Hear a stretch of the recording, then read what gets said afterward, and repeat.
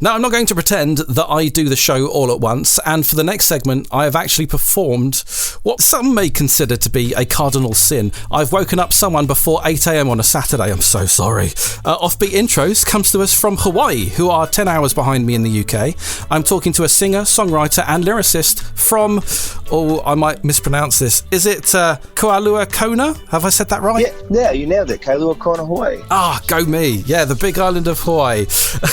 Hello. This is Lopaka Rootz. How are you doing? Oh, I'm doing really well, Andy. How about you today? Yeah, I'm all right. I feel slightly embarrassed by my pronunciation there, but I think I muddled through it.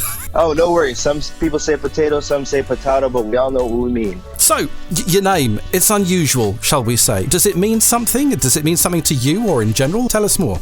Well, actually, Lopaka is my name in Hawaiian. My English name would be Robert. But back in the days in Hawaii, they didn't actually have the R's, and a lot of the R's were pronounced with L in Polynesian language. So Lopaka is my first name, and then Rootz is my artist name because I was always playing reggae music, so a lot of my friends kind of dubbed me Rootz.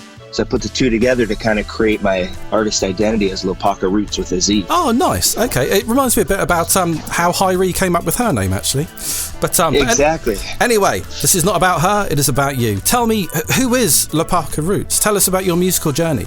I'm a local musician from the Big Island of Hawaii, like you had said, Kailua Kona. And about 10, 15 years ago, I started playing music, and it was alternative music and a little bit of rock music. And something about reggae captured me. And I started learning reggae, and I started learning the strum and the technique, and I started writing songs. And I'd go out and play and, fall on my face and fail. But I loved the music so much I couldn't give up on it. So I just kept pushing myself to get better and better and better, to start creating music and going out and trying to share it with the world. And as time has started to progress, I would say these last 3 years I started to really develop as an artist, and I decided to take a song into the studio and record it. And that's when the musical college/musical journey really began. There's been a lot of obstacles, that's for sure. There's different things that have happened of opening for other bands and going out and, like I said, falling on my face and absolutely having a terrible gig, and then having the courage the next day to get back up and continue the journey. We're on the path right now, so really blessed to be talking to you all the way out in England right now. Hey man, right back at you. This show has enabled me to talk to some amazing artists recently.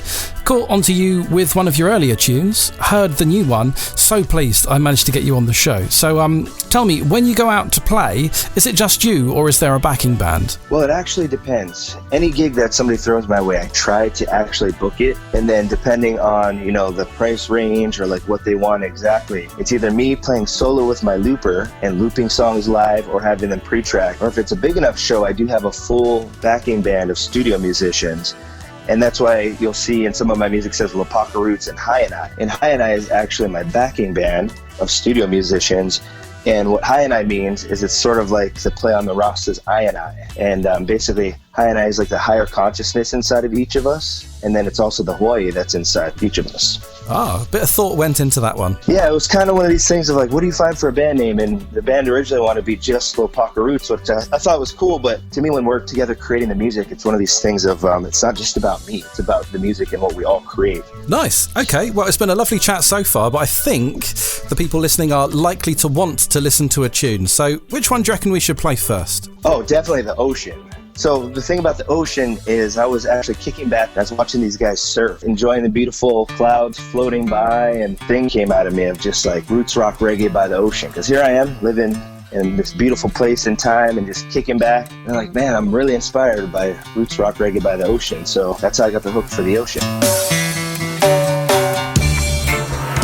Originally came out 2018, The Ocean from Lopaka Rootz. Now, I'm interested to know about the music that makes you tick. What do you listen to when you aren't making music yourself? Well, you definitely know it's that Bob Marley action. Even though I never got to meet him or I never got to see him live, especially here on the islands, we feel like he's like one of our uncles. He's like that uncle that you never saw, but you always heard, and he always kept you uplifted and inspired. Part of him lives with us when it comes to any reggae musician because we've all been inspired and uplifted by him. And then currently, of course, I'm super inspired by Stick Figure because they took this feeling of almost like country and using a lot of like minor chords and a sad feel, and they crossed over and started getting a different demographic of people to uplift them and inspire them. Because I noticed with Bob, he used a lot of major chords that were really bright and happy and got you feeling real bubbly and really good. And Stick Figure, which was interesting, by using these minor chords and having this almost dark, sad, rootsy feeling, but still keeping the positive message alive, kind of opened up to another group of people to give them hope and positive vibes, but at the same time not kind of be like too bubbly and too happy, but to kind of make you subtly think about it. By the way, at the time of recording, because we go through the Billboard album chart within the show each time it's on, Stick Figure have been in it for what feels like 10 odd years. Every single show I'm playing one of their tunes pretty much, but because it's the 75th anniversary of Mr. Bob, his album Legend is number one at the time that we're recording this.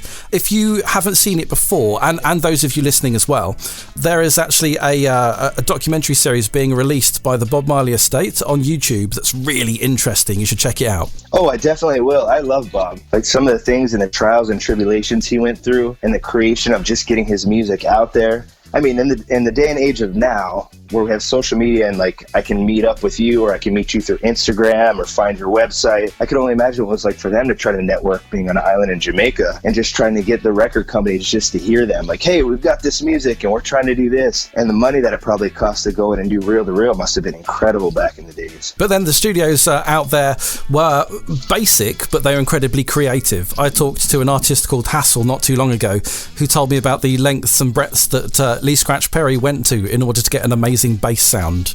If you want to know more, that's in a previous show.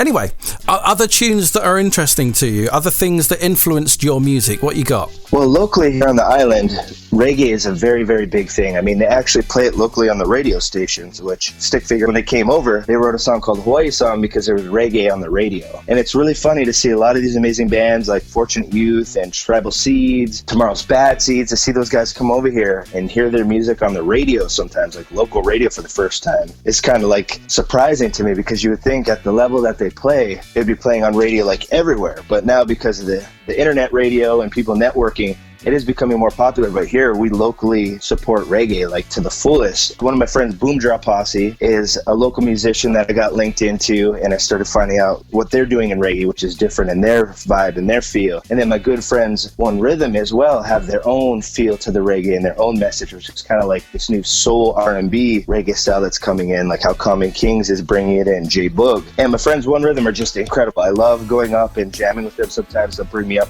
to some of their big shows and they'll feature me and have me come up and do a verse and get everybody hyped up. But they have this amazing song called Paradise, which the first time I heard it, I just felt it. Because like a lot of their music is really, really good, but every once in a while there's that one that they throw at you that you're like, dude, that one is my favorite song. And the first time I heard them play live, I was like, yeah, guys, that right there is your hit. And it just took me to this place. Nice, right. Well, I think the least that we can do is to get it on. Playing now, One Rhythm, Paradise. Just got word that my flight won't make it in. One of Lopaka Rootz' major influences, can I say that? Oh yeah, totally. Okay, One Rhythm and Paradise just played on Offbeat Reggae Radio. So we're looking forward to the future now. What's 2020 looking like for you? 2020 is definitely looking bright. Between possibly being able to drop my album if we have it ready in time, I think 2020 is sort of that land of golden opportunity of having the music out there in a crucial time. After we'd gone through that huge scare that we were dealing with, and as we're figuring things out, it was nice to have some music to kind of like uplift the people. And I feel like the direction that I'm going, and with the musical education I'm getting and the songs that I have on the back burner right now, I feel like there's a lot of positive vibes on the back burner to bring out for everybody. My next song is actually going to be a country song by George Strait that I'm going to be covering in a reggae style, and I have a feeling that one is really going to resonate with a lot of people as well. Even the fact of like sharing some of my following and my listeners with Offbeat Radio as well. I'm really excited about that because they're going to have a good time discovering new music that you've discovered across the world. You guys as artists are helping me out just as much as I am hopefully helping you out. It's would that be a symbiotic relationship? I think possibly so. Oh, most definitely. Yeah, it's definitely reciprocal. We have to take care of each other. And the funny thing about it is with reggae and life, it's sort of that symbiotic relationship. Like you said, we all have to help each other because without the music, you guys can't do what you do with just having the music and not what you guys do. Here we are as just musicians in the middle of an island playing and nobody's getting to hear it. So have you got any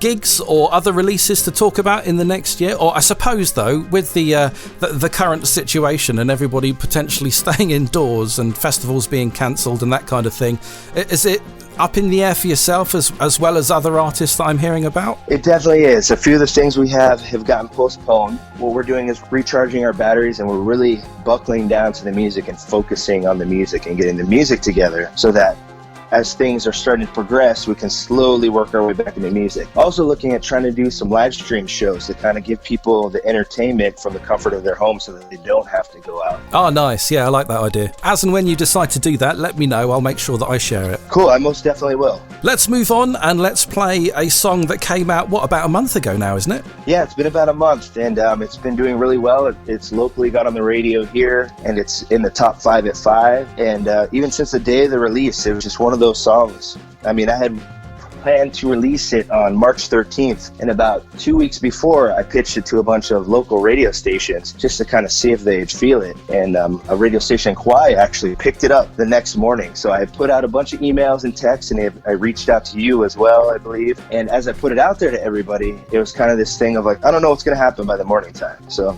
I woke up in the morning and Kauai radio station was like, yeah, it's already on the air. And I was like, well, it's not even really released, but okay, that's cool.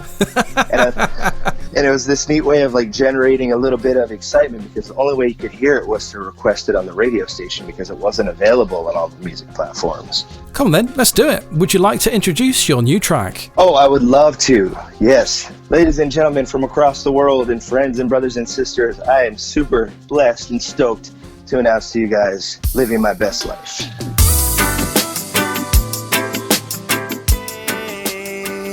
Lopaka Rootz and Living My Best Life. Let me know what you think about that on social media if you like. So tell me, Living My Best Life, what is it about? It came from the fact that I'm living here in paradise, and I felt uplifted to do the best that I can. To get onto the radio and do all these different things, it's such a grind sometimes. Like, we all think if you go out and record a song and you put it out there, deliver it, and the world is going to love it, everybody's going to be happy. And I fell on my face 7 times in a row with my singles at first, because it took a while to gain traction, to build it up. And, you know, I work full-time just like everybody else. I do 40 hours a week. And then at night, I put in that overtime of going out and playing gigs, or working on new music, or working on my looper and creating it till about 1 or 2 o'clock in the morning. And then I go to sleep, wake up, and do it again. And I realized that I'm living my best life day in and day out. Like, no matter what I'm doing, I'm following my dream, and I have something that takes care of the bills and keeps me financially set. So, I mean, I'm not really financially set, but more in the aspect of I can cover rent, and I'm not worried about having to go out and play this gig just to be able to cover my rent and to feed myself. So it's sort of like the pressure